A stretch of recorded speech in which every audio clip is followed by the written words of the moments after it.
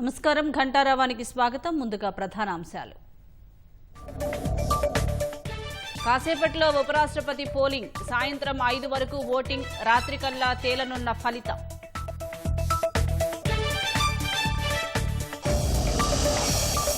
వ్యూహ ప్రతివ్యూహాల్లో ఎన్డీఏ ఇండీ కూటమి, ఓటింగ్కు దూరంగా బీఆర్ఎస్ బీజేడీ.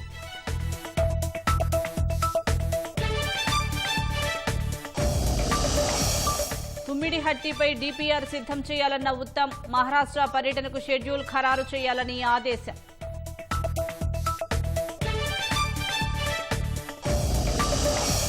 చర్లపల్లిలో 10 ఏళ్లుగా సాగుతున్న డ్రగ్స్ దందా, 24 గంటల్లో సమగ్ర నివేదికకు మంత్రి జూపల్లి ఆదేశం.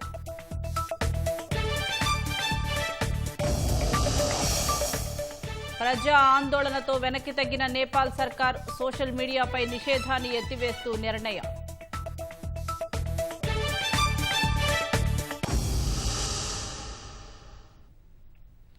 ఉపరాష్ట్రపతి ఎన్నికకు సర్వం సిద్ధమైంది. ఇవాళ జరగనున్న ఎన్నిక కోసం అన్ని ఏర్పాట్లు చేశారు. ఉదయం 10 గంటల నుంచి సాయంత్రం 5 గంటల వరకు పోలింగ్ జరగనుండగా సాయంత్రం 6 గంటలకు లెక్కింపు చేపట్టనున్నారు. ప్రక్రియ పూర్తి కాగానే ఫలితాలను వెలువరించనున్నారు. ఈ ఎన్నికకు దూరంగా ఉంటామని బీఆర్ఎస్ బీజేడీలు ప్రకటించాయి. జగదీప్ ధన్కడ్ రాజీనామాతో ఖాళీ అయిన ఉపరాష్ట్రపతి స్థానాన్ని భర్తీ చేసేందుకు ఇవాళ జరిగే పోలింగ్ కు అన్ని ఏర్పాట్లు చేశారు. ఈ ఎన్నికల్లో ఎన్డీఏ అభ్యర్థి సిపి రాధాకృష్ణన్, విపక్షాల ఉమ్మడి అభ్యర్థి జస్టిస్ బి సుదర్శన్ రెడ్డి పోటీ పడుతున్నారు. ఉదయం 10 గంటల నుంచి సాయంత్రం 5 గంటల వరకు పోలింగ్ జరగనుంది. ప్రధాని నరేంద్ర మోదీ ఓటింగ్ ను ప్రారంభించనున్నట్లు అధికార వర్గాలు చెప్పాయి. ప్రధాని తొలి ఓటు వేయనున్నట్లు తెలిపాయి. పార్లమెంటు భవనంలో రహస్య ఓటింగ్ విధానంలో జరిగే పోలింగ్ లో ఉభయ సభల సభ్యులు తమ ఓటు హక్కును వినియోగించుకోనున్నారు. సాయంత్రం 6 గంటలకు ఓట్ల లెక్కింపు చేపడతారు. తరువాత ఫలితాల్ని ప్రకటించనున్నారు. రాజ్యసభ, లోక్సభ సభ్యులతో కూడుకున్న ఎలక్టోరల్ కాలేజీలో ఎంపీలు తమకు నచ్చిన వారికి ఓటు వేసే వెసులుబాటుంది. అయినప్పటికీ ఎంపీలు తమ పార్టీకే ప్రాధాన్యమిస్తారు. క్రాస్ ఓటింగ్ జరిగే అవకాశమూ ఉంటుంది. దీంతో అధికార ఎన్డీఏకు పూర్తి మెజారిటీ ఉన్నప్పటికీ జాగ్రత్తగా వ్యవహరిస్తోంది.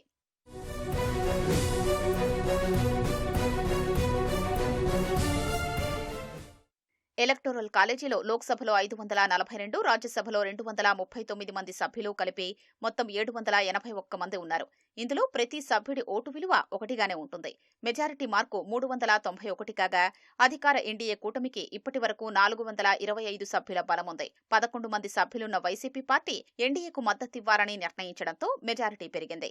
దీంతో ఎన్డీఏ కూటమి అభ్యర్థి సిపి రాధాకృష్ణన్ గెలుపు ఖాయంగా కనిపిస్తోంది. అటు విపక్షాల ఇంటి కూటమికి 324 మంది బలముంది. కొన్ని పార్టీలు మద్దతిచ్చినా విపక్ష అభ్యర్థి విజయం సాధ్యమయ్యేలా కనిపించడం లేదు. అటు ఈ ఎన్నికకు దూరంగా ఉంటామని బీఆర్ఎస్, ఒడిశాకు చెందిన బిజు జనతాదళ్, బీజేడీ ప్రకటించాయి. దీంతో బీఆర్ఎస్ 4, బీజేడీ 7 సభ్యులు ఓటింగ్లో పాల్గొనే అవకాశం లేదు. శిరోమణి అకాలీదళ్, జోరోమ్ పీపుల్స్ మూవ్మెంట్ మిజోరం వంటి పార్టీలకు ఒక్కో సభ్యుడు ఉన్నారు. విపక్షాల అభ్యర్థికి మద్దతిస్తున్నట్లు 10 మంది ఎంపీలు ఉన్న ఆమ్ ఆద్మీ పార్టీ ఆప్ ప్రకటించినప్పటికీ ఎంపీ స్వాతి మాలివాల్ ఆ పార్టీతో సంబంధాలు క్షీణించిన నేపథ్యంలో ఆమె ఎవరికి ఓటు వేస్తారనే దానిపై స్పష్టత లేదు. స్వతంత్ర అభ్యర్థులు, ఇతర పార్టీ సభ్యులు ఎవరి వైపు మొగ్గు చూపుతారనే విషయంపై ఆసక్తి నెలకొంది.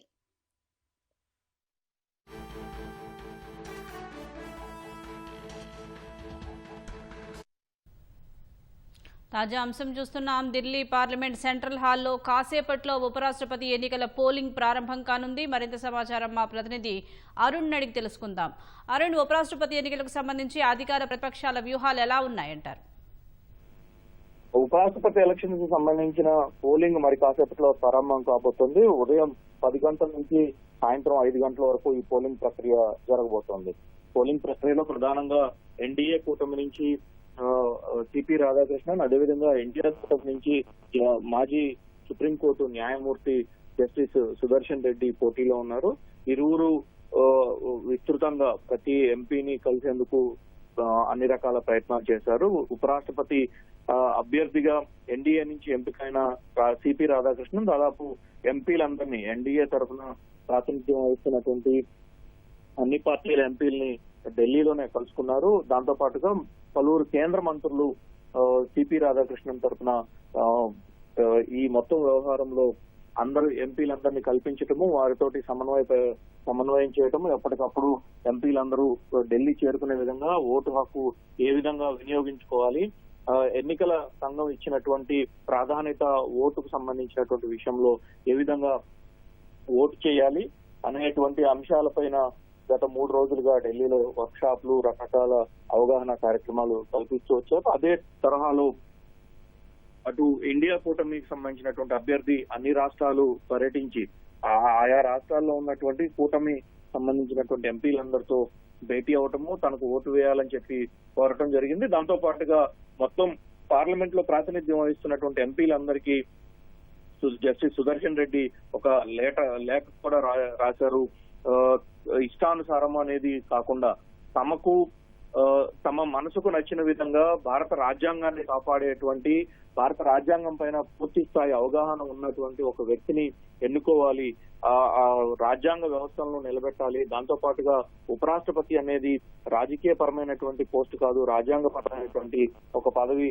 దానికి వన్నె తెచ్చే విధంగా, దాన్ని పూర్తి స్థాయిలో నిలబెట్టే విధంగా వ్యవహరించేటువంటి వ్యక్తిని ఎన్నుకునే విధంగా చూసుకోవాలి, మనసాక్షికి అనుగుణంగా ఓటు వేయాలి అని చెప్పి సిపి రాధాకృష్ణను ఒక రకమైన ప్రచారం చేస్తే, జస్టిస్ సుదర్శన్ రెడ్డి మరో విధంగా ఎంపీలందరికీ విజ్ఞప్తి చేయడం జరిగింది. సో ఈ నిన్న సాయంత్రం వరకు కూడా అటు ఎన్డీఏ ఇటు ఇండియా నేతలంతా ఓటు హక్కు వినియోగించుకోవడంపై ఎంపీలకు అవగాహన కార్యక్రమాలు దిశానిర్దేశం చేయడంతో పాటుగా నిన్న సాయంత్రం ప్రధాని ఎన్డీఏ ఎంపీలతో భేటీ అయ్యారు. అనేక అంశాలు, అనేక విషయాలు, వీటన్నిటిపైన ప్రజలకు అవగాహన కల్పించాలి. ఉపరాష్ట్రపతి ఎన్నికలు చాలా ప్రతిష్టాత్మకంగా జరుగుతున్నాయి.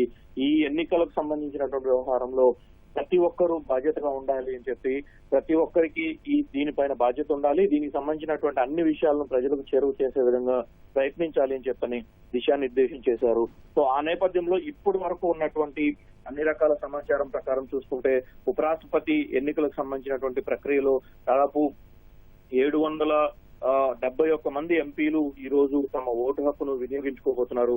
వాస్తవానికి మరొక 11 మంది అంటే 782 మంది వరకు ఎంపీలు తమ ఓటు హక్కు వినియోగించుకోవాల్సి ఉన్నప్పటికీ 2 పార్టీలు, ఒరిస్సాకు సంబంధించినటువంటి బిజు జనతా దళ్, అదేవిధంగా తెలంగాణకు సంబంధించిన భారత రాష్ట్ర సమితికి సంబంధించినటువంటి 11 మంది సభ్యులు ఓటింగ్ కు దూరంగా ఉంటున్నట్లుగా పేర్కొనడం జరిగింది.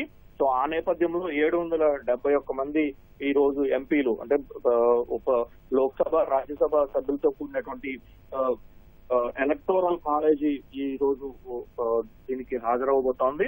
ఈ 771 మందికి సంబంధించినటువంటి ఓట్లు ఈ రోజు సాయంత్రం వరకు వినియోగించుకోవాల్సి ఉంటుంది. ఇటు ఎన్డీఏ తరఫున, అటు ఇండియా కూటమి తరఫున కీలకమైనటువంటి నేతలే ఓటింగ్ ఏజెంట్లుగా కూర్చోబోతున్నారు. ఎన్డీఏ తరఫున కేంద్ర మంత్రులు కిరణ్ రిజిజు, రామ్మోహన్ నాయుడు ఇద్దరు ఓటింగ్ ఏజెంట్లుగా కూర్చోబోతున్నారు. వీరితో పాటుగా శివసేన షిండే వర్గానికి సంబంధించినటువంటి షిండే కొడుకే ఎంపీగా ఉన్నారు, ఆయన శ్రీకాంత్ షిండే ఓటింగ్ ఏజెంట్ గా కూర్చోబోతున్నారు. మరోవైపు కాంగ్రెస్ పార్టీ తరఫున మణికం ఠాకూర్ కూడా ఈ రోజు ఓటింగ్ ఏజెంట్ గా కూర్చొని ఓటింగ్ సరళి మొత్తాన్ని పరిశీలించి ఎట్టి పరిస్థితుల్లో గెలిచేందుకు ఉన్నటువంటి అవకాశాలన్నింటినీ చూసుకోబోతున్నారు. దాంతో పాటు ఈ రోజు జరిగేటువంటి ఓటింగ్ ప్రక్రియలో దాదాపు ఎన్డీఏకి సంబంధించినటువంటి అభ్యర్థికి 438 ఓట్ల వరకు రావడానికి ఆస్కారం కనిపిస్తా ఉంది. ఓన్లీ ఎన్డీఏ వరకే చూసుకుంటే దాదాపు 425 మందితో ఎన్డీఏ కూటమి గెలవడానికి ఉన్నటువంటి అవకాశాలు ఎక్కువగా ఉన్నాయి. అయితే వీరికి మరొక ఆంధ్రప్రదేశ్ కి సంబంధించిన వైఎస్ఆర్ కాంగ్రెస్ పార్టీ, మరికొంతమంది ఇండిపెండెంట్లు, అదేవిధంగా మరికొన్ని పార్టీలకు సంబంధించినటువంటి సింగిల్ పార్టీగా ఉన్నటువంటి మరికొంతమంది కూడా ఎన్డీఏ అభ్యర్థికి తాము మద్దతు ఇస్తామని చెప్పి ఇప్పటికే ప్రకటించారు. సో ఆ నేపథ్యంలో దాదాపు 438 ఓట్లు ఎన్డీఏ అభ్యర్థికి రావడానికి, అదేవిధంగా కూటమికి సంబంధించినటువంటి ఇండియా కూటమికి సంబంధించినటువంటి పార్టీలన్నీ ఏకమవుతుందో వారికి 320 ఓట్ల వరకు రావడానికి ఆస్కారం ఉన్నట్లుగా ఇప్పటి వరకు ఉన్నటువంటి లెక్కల ప్రకారం తెలుస్తా ఉంది. అయితే గత ఎన్నికల్లో అంటే 2022లో జరిగిన జగదీప్ ధన్కర్ కి సంబంధించినటువంటి ఎన్నికల్లో 346 ఓట్ల తేడాతో జగదీప్ ధన్కర్ 2022లో గెలుపొందారు. ఆ తర్వాత 2024 ఎన్నికలు, ఆ తర్వాత జరిగిన పరిణామాల నేపథ్యంలో ఇప్పుడు ఎన్డీఏకు కొంత బలం తగ్గినప్పటికీ 438 ఓట్లు ఎన్డీఏకి, 320 ఓట్ల వరకు ఇండియా కూటమికి రావడానికి ఇరువురి మధ్య దాదాపు 100 నుంచి 118 సీట్ల వరకు వ్యత్యాసం కనిపిస్తా ఉంది. ఇప్పుడు మరి కాసేపట్లో ప్రారంభమయ్యేటువంటి ఎన్నికల ప్రక్రియలో, ఓటింగ్ ప్రక్రియలో సాయంత్రం 5 గంటల వరకు కొనసాగుతుంది.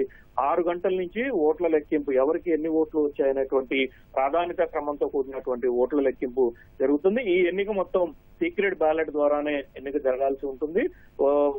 ఈ ఎన్నికల్లో పార్టీలు ఏవి కూడా విప్ జారీ చేయడానికి ఎన్నికల నియమావళి అనుసరించిన ప్రకారం చూసుకుంటే ఎన్నికల్లో ఈ ఉపరాష్ట్రపతికి సంబంధించినటువంటి ఎన్నికల్లో విప్ జారీ చేసేటువంటి అధికారం ఏ పార్టీకి ఇవ్వలేదు. కాబట్టి ఇరువురు అభ్యర్థులు మనసాక్షి ప్రకారం ఓటు వేయాలి అని చెప్పని ఎంపీలందరికీ తమ విజ్ఞప్తిని చేయడం జరిగింది. ధన్యవాదాలు అరుణ్.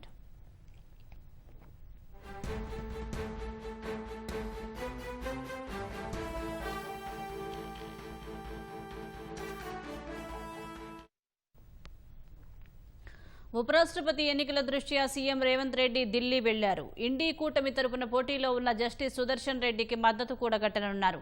ఈ ఎన్నికలు పూర్తయ్యే వరకు అక్కడే ఉంటారని పార్టీ వర్గాలు తెలిపాయి. ఇండీ కూటమి తరపున రాష్ట్రానికి చెందిన జస్టిస్ సుదర్శన్ రెడ్డి బరిలో నిలవడంతో రేవంత్ రెడ్డి ప్రత్యేక శ్రద్ధ తీసుకుంటున్నారు. బీజేపీయేతర పార్టీలతో మాట్లాడి ఆయా ఎంపీల మద్దతు కూడగట్టి జస్టిస్ సుదర్శన్ రెడ్డి గెలుపునకు ప్రయత్నిస్తున్నారు. ఓటింగ్ ముగిసిన తర్వాత సాయంత్రం ఆర్థిక శాఖ మంత్రి నిర్మలా సీతారామన్, కేంద్ర రహదారులు రవాణా శాఖ మంత్రి నితిన్ గడ్కరీలను కలిసి రాష్ట్రానికి రావాల్సిన నిధులు మంజూరు చేయాలని విజ్ఞప్తి చేయనున్నారు. రేపు కూడా ఢిల్లీలోనే ఉండనున్న సీఎం మరికొందరు కేంద్ర మంత్రులతో భేటీ అయ్యే అవకాశం ఉంది.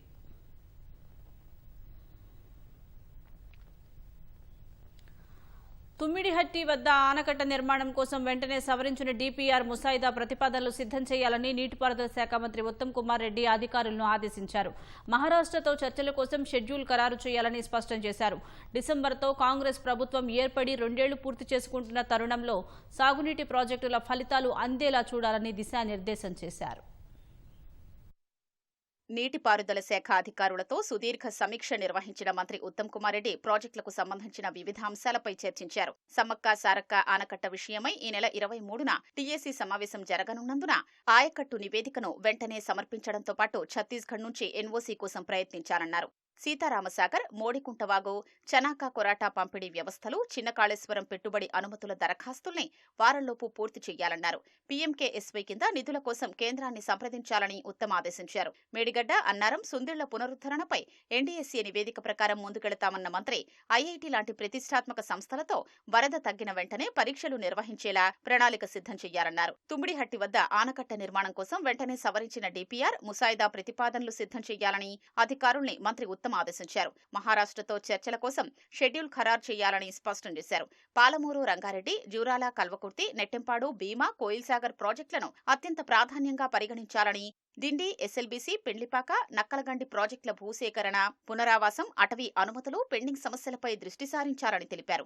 కొడంగల్, నారాయణపేట ప్రాజెక్టుకు మొదటి ప్రాధాన్యత ఇచ్చి భూసేకరణ వేగవంతం చేయడంపై ప్రత్యేకంగా దృష్టి సారించారన్నారు. జూరాల ప్రాజెక్టు వద్ద ప్రత్యామ్నాయ వంతెన నిర్మాణం విషయంలో త్వరలో ఎంపీ, ఎమ్మెల్యేలతో సమావేశం నిర్వహించనున్నట్లు ఉత్తమ్ తెలిపారు. ప్రత్యామ్నాయ వంతెన కోసం జీవో ఇచ్చి 5 నెలలు అయినప్పటికీ ముందుకు సాగలేదని మంత్రి అసంతృప్తి వ్యక్తం చేసినట్లు సమాచారం. దేవాదుల ప్రాజెక్టు 3-6 ప్యాకేజీల పనులు వేగవంతం చేయాలని, తదుపరి కేబినెట్ సమావేశానికి పురోగతి నివేదిక సమర్పించాలని ఆదేశించారు. నీటిపారుదల శాఖలో పదోన్నతులు పొందిన వారికి ఈ నెల 14న జలసౌధలో అభినందన సభ ఏర్పాటు చేసినట్లు మంత్రి తెలిపారు. ఎస్ఎల్బీసీ పనుల కోసం హెలిబోర్న్ సర్వే నిర్వహించే విషయమై ఉత్తమ్ కుమార్ రెడ్డి దృశ్య మాధ్యమ సమీక్ష నిర్వహించారు.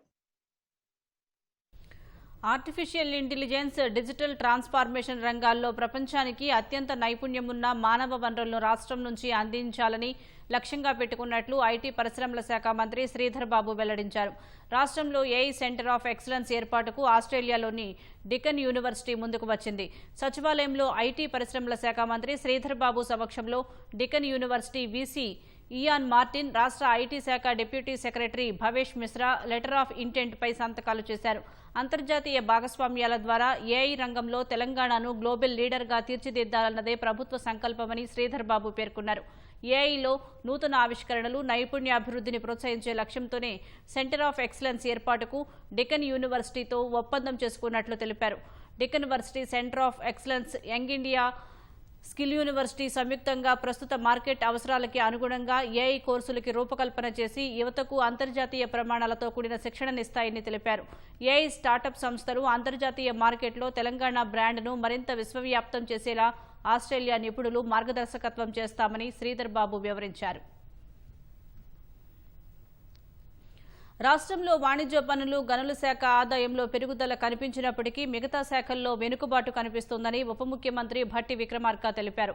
ఆదాయ వనరులపై కేబినెట్ సబ్ కమిటీ సభ్యులు భట్టి విక్రమార్క, ఉత్తమ్ కుమార్ రెడ్డి, జూపల్లి కృష్ణారావు సచివాలయంలో సమీక్ష నిర్వహించారు. కమర్షియల్ ట్యాక్స్ శాఖలో 4.7%, గనుల శాఖలో 18.6% పెరుగుదల ఉందని మంత్రులు తెలిపారు. భారీ సాగునీటి ప్రాజెక్టుల్లో పూడికతీత పనులను వేగవంతం చేయాలని మంత్రి ఉత్తమ్ అధికారులకు తెలిపారు. పూడిక తీయడం వల్ల సాగునీటి ప్రాజెక్టుల్లో నీటి నిల్వ సామర్థ్యం పెరగడంతో పాటు ఇసుక ద్వారా రాష్ట్రానికి ఆదాయం సమకూరుతుందని వివరించారు. ఒక ప్రాజెక్టులో పూడికతీత కార్యక్రమాన్ని వెంటనే ప్రారంభించాలని సూచించారు. ఏజెన్సీ ప్రాంతాల్లో ఇసుక తవ్వే పనులను పూర్తిగా ట్రైబల్ ఏజెన్సీలకే అప్పగించాలని, దానివల్ల గిరిజనులు ఆర్థికంగా బలోపేతమవుతారని మంత్రులు తెలిపారు. గిరిజనులకు ఐటీడీఏలోని ఇంజనీరింగ్ విభాగం, యంత్ర సామగ్రి సహాయం అందించాలని మంత్రులు సూచించారు. ఔటర్ రింగ్ రోడ్ లోపల ఉన్న కాలుష్యకారక పరిశ్రమ తరలింపునకు 3 వారాల్లో విధి విధానాలు రూపొందించాలని అధికారులను మంత్రులు ఆదేశించారు. హైదరాబాద్ చర్లపల్లిలో సంచలనం సృష్టించిన డ్రగ్స్ తయారీ వ్యవహారంపై రాష్ట్ర పోలీసులు, పీసీబీ అధికారులు దృష్టి సారించారు. వాగ్దేవి ల్యాబొరేటరీలో మెఫిడ్రిన్ డ్రగ్స్ ను తయారు చేసి మహారాష్ట్రకు తరలిస్తున్నట్లు గుర్తించారు. మహారాష్ట్ర పోలీసులు ఇప్పటికే 12 మందిని అరెస్టు చేయగా ముస్తఫా, ఫైజల్ అనే 2 వ్యక్తులు హైదరాబాద్ వచ్చి డ్రగ్స్ కొనుగోలు చేస్తున్నట్లు గుర్తించారు. దాదాపు 10 ఏళ్లుగా చీకటి దందా చేస్తున్నట్లు వెలుగులోకి వచ్చింది.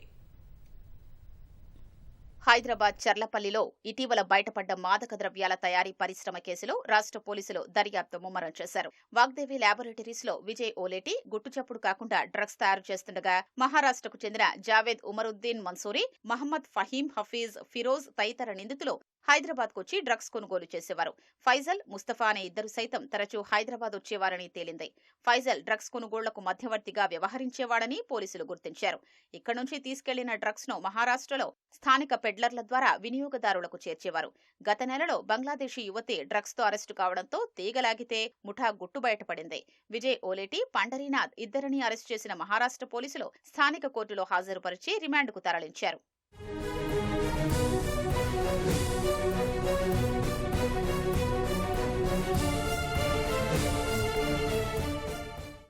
చర్లపల్లిలోని వాగ్దేవి ల్యాబొరేటరీస్ ఫార్మా కంపెనీ కాదని రాష్ట్ర డ్రగ్ కంట్రోల్ అడ్మినిస్ట్రేషన్ అధికారులు స్పష్టం చేశారు.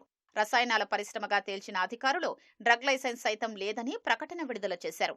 మెఫిడ్రిన్ ఔషధాల పరిధిలోకి రాదని, ఈ వ్యవహారం పూర్తిగా పోలీసులు, డీఆర్ఐ తదితర కేంద్ర, రాష్ట్ర దర్యాప్తుల సంస్థల పరిధిలోకి వస్తుందని పేర్కొన్నారు. డ్రగ్స్ తయారీ వ్యవహారం చర్చనీయాంశం కావడంతో అబ్కారీ, కాలుష్య నియంత్రణ మండలి అధికారులు చర్లపల్లిలోని పరిశ్రమపై దృష్టి సారించారు. సోమవారం పరిశ్రమలో తనిఖీలు, స్థానికుల నుంచి వివరాలు సేకరించారు. గతేడాది ఇదే పరిశ్రమలో పీసీబీ తనిఖీలు నిర్వహించగా అప్పట్లో ఎవరూ అందుబాటులో లేరు. సదరు పరిశ్రమకు అనుమతి తీసుకున్న 2018లోనే ముగిసింది. 2023లో తిరిగి అనుమతి కోసం దరఖాస్తు చేసుకోగా అధికారులు తిరస్కరించారని తెలుస్తోంది. చర్లపల్లి డ్రగ్స్ తయారీ ఫ్యాక్టరీపై 24 గంటల్లో సమగ్ర నివేదిక ఇవ్వాలని ఎక్సైజ్ శాఖ మంత్రి జూపల్లి కృష్ణారావు అధికారులను ఆదేశించారు. ఎక్సైజ్ శాఖ ఉన్నతాధికారులతో సచివాలయంలో సమీక్ష నిర్వహించిన మంత్రి ఇంత జరుగుతున్నా అధికారులు ఏం చేస్తున్నారని ప్రశ్నించారు. మాదక ద్రవ్యాల వినియోగం, రవాణాపై మరింత గట్టి నిఘా పెట్టాలని జూపల్లి స్పష్టం చేశారు. ఎక్సైజ్ అధికారులు, పోలీసులు సమన్వయంతో పనిచేయాలని సూచించారు. భవిష్యత్తులో ఇలాంటివి పునరావృతం కాకుండా చర్యలు తీసుకోవాలని, మాదక ద్రవ్యాల నియంత్రణకు కార్యాచరణ రూపొందించాలని అధికారులను మంత్రి జూపల్లి ఆదేశించారు. గ్రూప్ 1 మూల్యాంకనాన్ని సవాల్ చేస్తూ దాఖలైన పిటిషన్లపై హైకోర్టు ఇవాళ తీర్పు వెలువరించనుంది. గ్రూప్ 1 మెయిన్స్ లో జవాబు పత్రాల మూల్యాంకనం, పరీక్షా కేంద్రాల కేటాయింపులు, అవకతవకలు, తెలుగు మాధ్యమంలో జవాబులు రాసిన వారికి అన్యాయం జరిగిందంటూ పలువురు అభ్యర్థులు పిటిషన్లు దాఖలు చేశారు. పిటిషన్లపై జస్టిస్ నామవరపు రాజేశ్వరరావు సుదీర్ఘ విచారణ నిర్వహించారు. పేపర్లు దిద్దిన వారిలో ఎక్కువ మందికి తెలంగాణ చరిత్రపై అవగాహన లేదని, దానివల్ల మార్కులు కేటాయింపులో అన్యాయం జరిగిందని పిటిషనర్ల తరపు న్యాయవాదులు వాదించారు. సబ్జెక్టు నిపుణులతోనే జవాబు పత్రాలు మూల్యాంకనం జరిగిందని టీజీపీఎస్సీ తరపు న్యాయవాది కోర్టుకు తెలిపారు. ఇటీవల ఏపీలో నిర్వహించిన గ్రూప్ 1లోనూ ఇంగ్లీష్ మీడియం అభ్యర్థులే అధిక సంఖ్యలో ఉన్నారని వెల్లడించారు. అభ్యర్థులు రాసిన జవాబుల ఆధారంగానే తప్ప మాధ్యమం ఆధారంగా ఉండవని టీజీపీఎస్సీ న్యాయవాది కోర్టుకు తెలిపారు. పిటిషనర్ల వాదనల్లో వాస్తవం లేదని వివరించారు. ఇరువైపులా వాదనలు విన్న జస్టిస్ నామవరపు రాజేశ్వరరావు తీర్పును రిజర్వ్ చేశారు.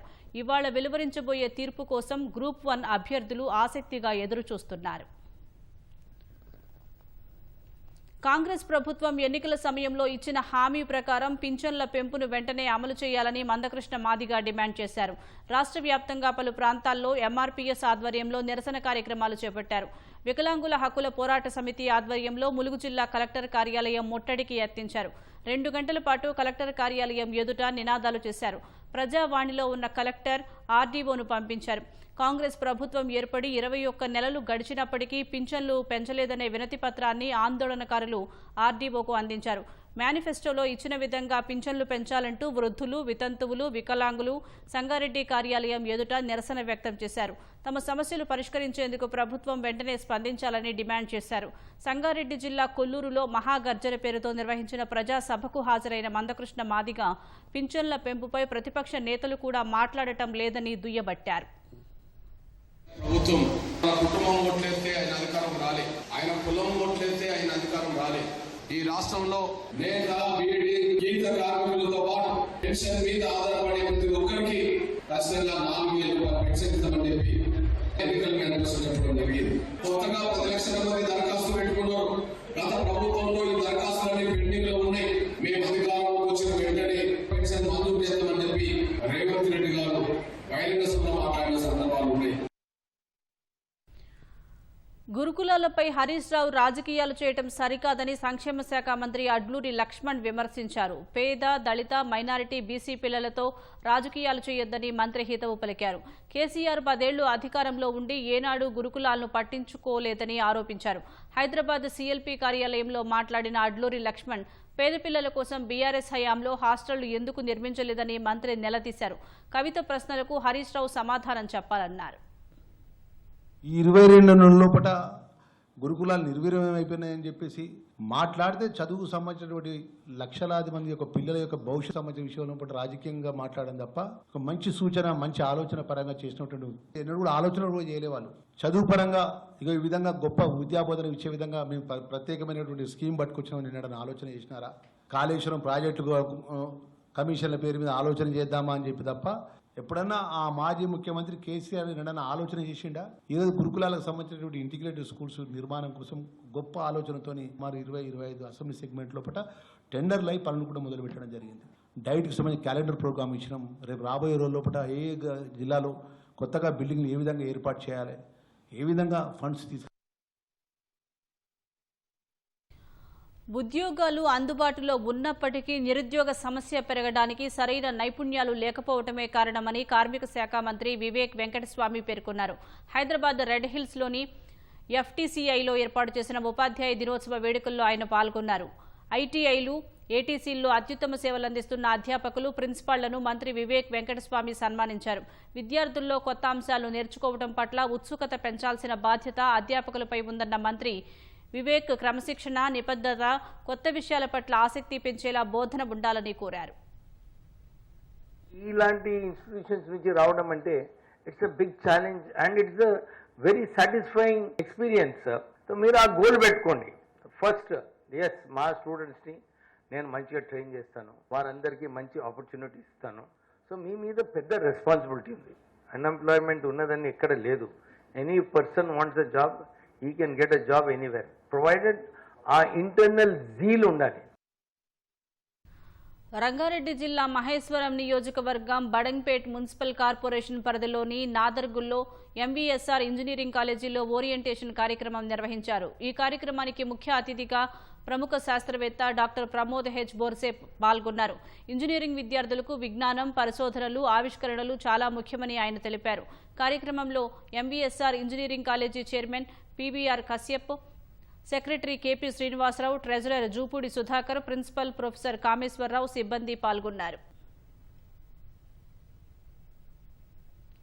మెదక్ జిల్లా కౌడిపల్లి మండలం ముట్రాజ్పల్లిలో ప్రమాదవశాత్తు ఇంట్లో సిలిండర్ పేలింది. గ్రామానికి చెందిన శ్రీనివాస్ ఇంట్లో అతని తల్లి నెలమాసికం చేస్తుండగా అదనంగా ఉన్న సిలిండర్ ఒక్కసారిగా పేలడంతో ఇళ్లంతా పూర్తిగా దగ్ధమైంది.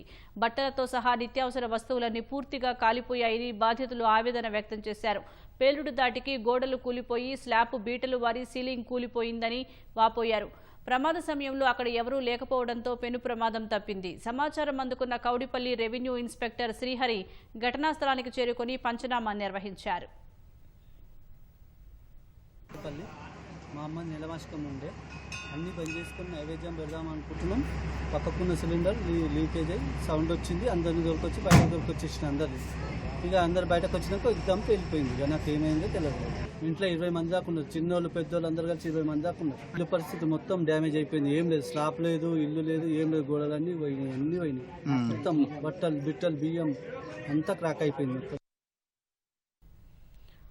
హనుమకొండ జిల్లా ఐనవోలు మండలం పంధినిలో భారీ మొత్తంలో పోలీసులు గంజాయిని పట్టుకున్నారు. ఖమ్మం నుంచి వరంగల్కు కారులో తరలిస్తున్న 214 కిలోల ఎండు గంజాయిని స్వాధీనం చేసుకున్నారు. గంజాయిని తరలిస్తున్న మహారాష్ట్రకు చెందిన శివసింగ్ ని అదుపులోకి తీసుకుని కేసు నమోదు చేశారు. ₹1 కోటి విలువ చేసే గంజాయి, కారు, సెల్ ఫోన్ను స్వాధీనం చేసుకుని నిందితుడిని రిమాండ్కు తరలించారు.